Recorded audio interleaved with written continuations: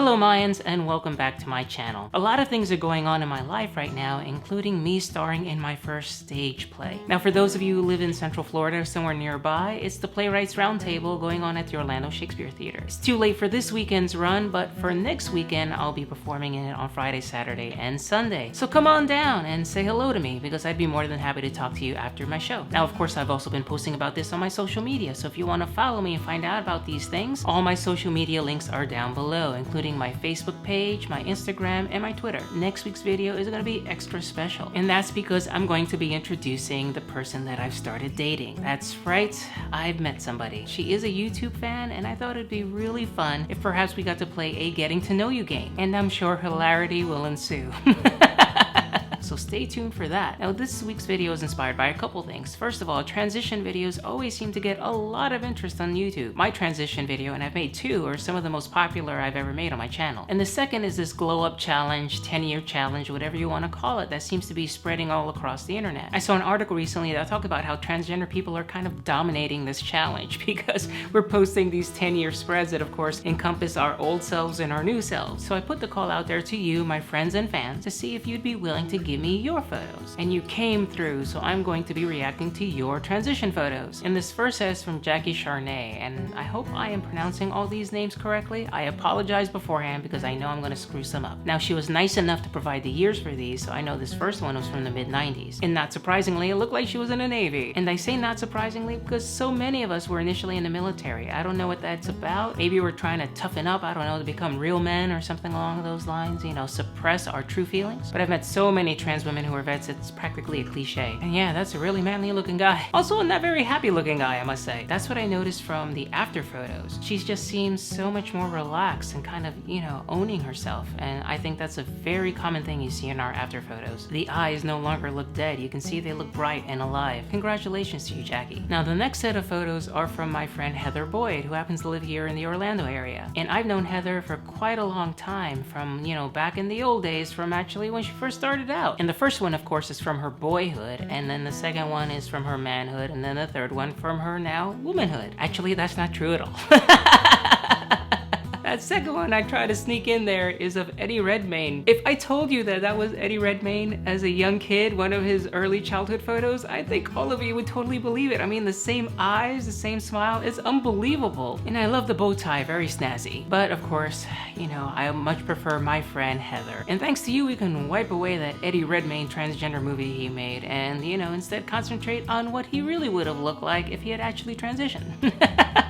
But congratulations to you, you look fantastic. Now the next two images are from Madison Wilkins, who is also an Orlando resident. I love the symmetry of these two images that are alike and yet so much not alike. The same seated position, a container of some sort in your hand, but yet, you know, there's small subtle differences that, you know, just tell us, yeah, this is somebody who now just lives who they are. If you look at the boy image, the hands seem kind of stiff, the fingers just are not relaxed, but in the next one, they just seem spread out and feminine and delicate. And of course, the legs crossed at the knees. Kudos to you, because I have a really hard time doing that. My fat thighs always seem to get in the way. The next photo is also from somebody I know personally in my life who I've seen go through their pretty much entire transition from one end to the other, and that is Amy Wagner. And I've got to say, this is one of the better older transitions I've ever seen. I mean, this is what she looked like before, which is, you know, perfectly fine, but of course, you know, a guy with a kind of wan smile and just doesn't look like they're enjoying life. And then the next one where, you know, you're seated and you just have this glow about you, and your hair and your makeup and everything looks perfect. And your nice compact little shoulders and of course the breasts.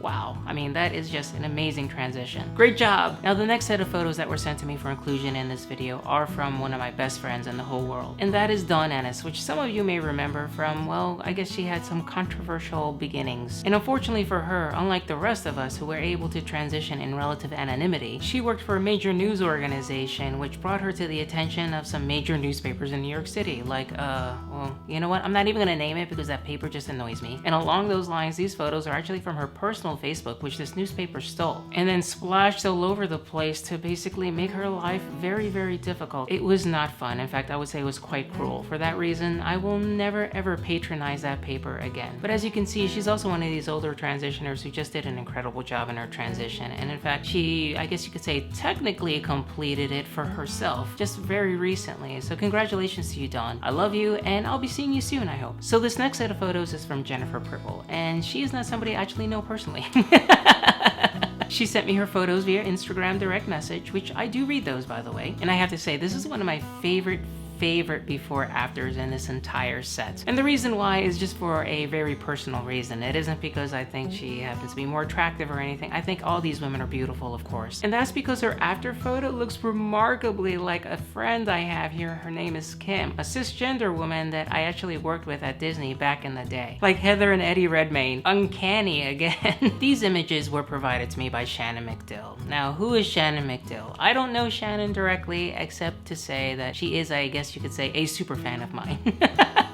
How do I know she's a super fan? Well, she has her own YouTube channel, and on that video she counted down her favorite transgender YouTubers, and she made me number 2. Why just number 2? I don't know. She made freaking Stepson Yachty number 1, which, you know, it's kind of hard to argue with, to be honest. But Shannon, thank you so much for your viewership and for your fandom. I very much appreciate it. And between these two photos, all I can say is, hey, I much prefer you as a woman. I mean, look at those killer eyebrows and the great skin tone. I also very much appreciate that you chose hair that's basically mine.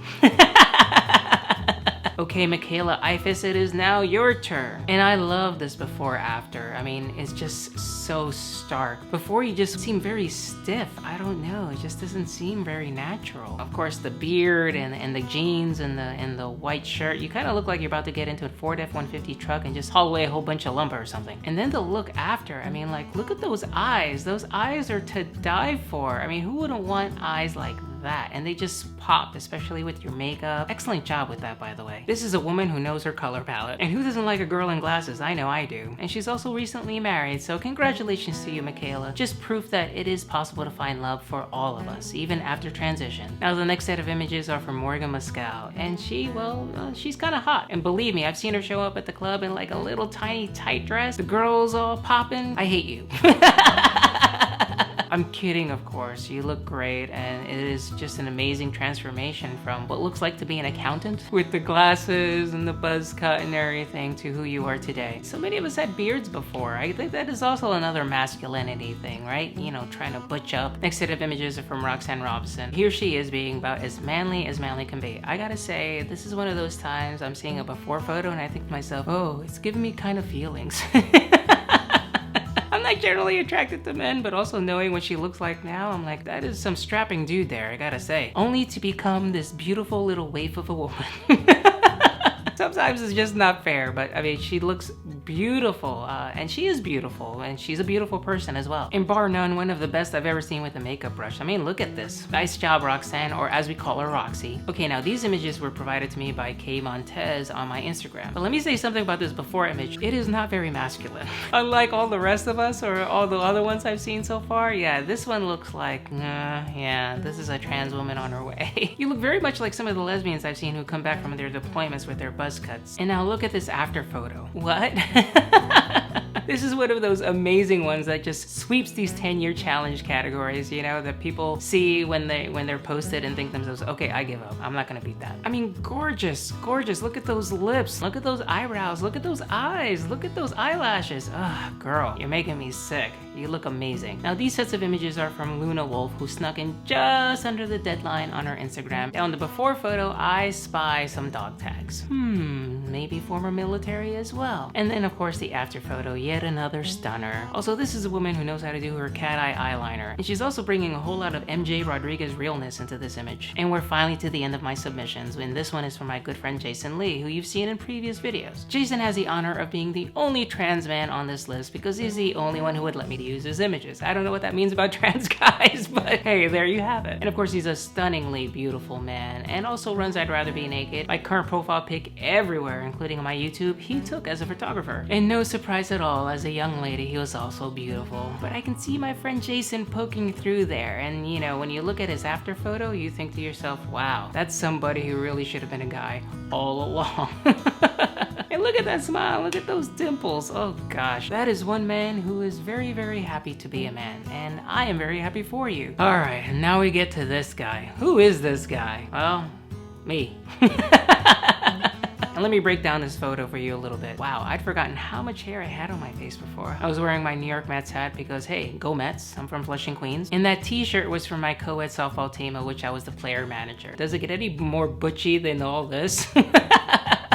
And it was taken at the Electric Umbrella in Epcot. Years later, this very restaurant is the side of where I would go to the ladies' room for the very first time as Maia, which is who I am now, as you can see in this after image that I posted on the 10-year challenge. It was a 10-year spread between those two photos, but in a very real sense, it's also who I've always been inside, even when I didn't have a name for her, which is of course true for all of you who graciously supplied your photos for my video. We are all living our truth, and that truth is beautiful. We are all beautiful. So that is it for this week's video. Next week, as I mentioned earlier, I am going to be bringing on the woman I'm currently dating. So if you want to see who this brave soul is, tune in next week and you'll get to know all about her as I do. Please, in the comments below, let me know if you also participated in the 10-year challenge, and if you have a link to that, let me know. I'll give them a look-see and of course just heap you with praise. As always, my socials are down below, and if you have a dime to spare, please consider giving to my Patreon to support me. In fact, one of you did last week very, very generously, Jennifer Coates. She lives in Switzerland and gave at the level that allowed her to speak to me over Skype personally. Thank you to Jennifer and all of you who've given in the past. I very, very much appreciate it. And on that note, like, share, and subscribe, and see you around the interwebs.